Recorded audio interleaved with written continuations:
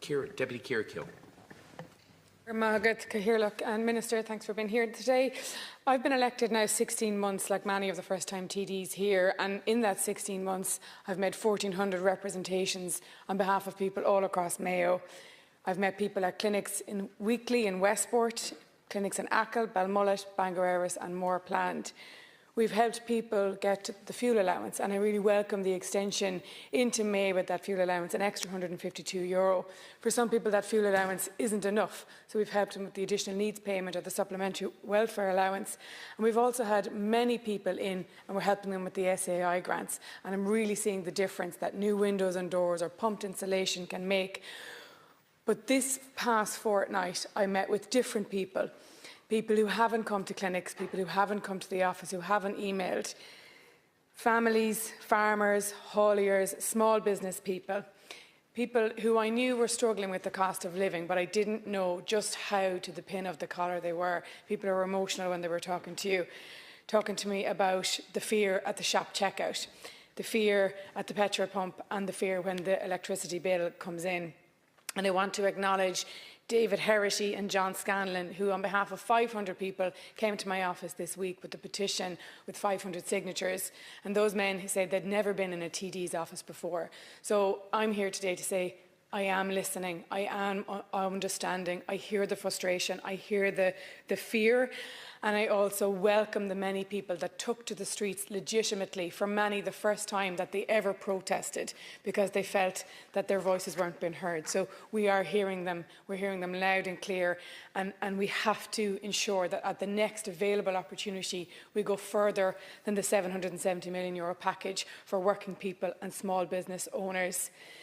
I do want to acknowledge, and everybody knows, this is not a crisis that is only affecting Ireland, it is affecting the whole world. Geographical tensions are causing crisis everywhere. Go back to the invasion of Ukraine, and now we have what's going on in the Middle East.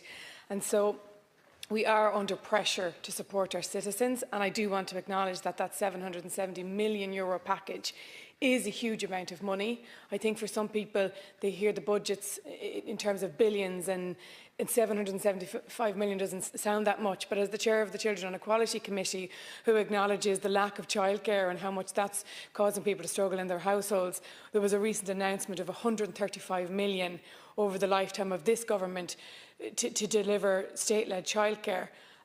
And you compare that 135 million with this 775 million, that's going to be swallowed up pretty quickly. So it's just putting into context the amount of money. I think 775 million is about the whole budget of disability services. So it is a huge amount of money, but in saying that, for some it is still not enough, and we must be responsible in trying to respond.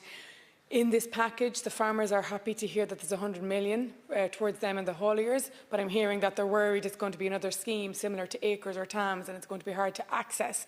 So we need to make that easy for them. And in the next available opportunity to give back, we have to look at our income tax bans and other ways to give back to the hard-working people of this country. And as a government backbencher, that's what I will be doing for the people of Mayo, calling for this at every single opportunity. We must insist on responding, though, in a targeted, sustainable and responsible way in the midst of what we are facing globally. I do also want to say lots of people have come into my office and had conversations with me about solar panels and how they are working. People that have seen, solar panels and grants for that coming in last year and last summer, and now they're starting to see the bills reduce. So we have to keep working towards supporting people to access those kind of grants. We have to acknowledge that we've made progress. Last month, 45% of our energy was in renewables, but we have to push to avoid being in a crisis like this again. We have to push to try and get that 80% by 2030. We need to make the homes and businesses all across Ireland more sustainable, warmer and cheaper to heat. I'm going to keep using the time we have left, if that's okay, Keogh. I also want to talk about public transport. People in Mayo and in rural Ireland, we don't have the luxury of switching off our cars when the price at the pumps gets expensive. So we cannot leave the people in rural Ireland exposed. There's a fantastic initiative that was rolled out in Achill this year, the TFI on Shaw. I want to see that rolled out all across Mayo, across Erris, across Louisburgh and all the rural parts of Mayo, where people can use the app or make the phone call to access public service in real time, where we don't have bus routes going every 5 minutes and we don't have Lewis, etc. We have also learned an awful lot, I think, as a government and as backbenchers about communication in the last fortnight. Sometimes we're doing things well and we don't communicate that well, but also maybe we're not communicating well enough how we're using the people's taxes.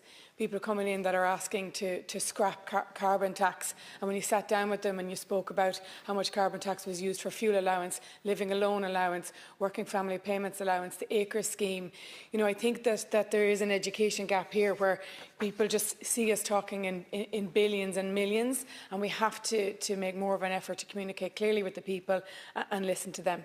I'll finish by saying every time the prices spike internationally, it is rural Ireland that takes the hit first, and it is rural Ireland that takes the hit hardest.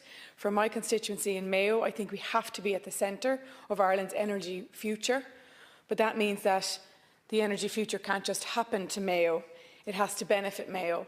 So if turbines are going up, the community should see their bills go down. People in rural Ireland will support change if they see a return for themselves.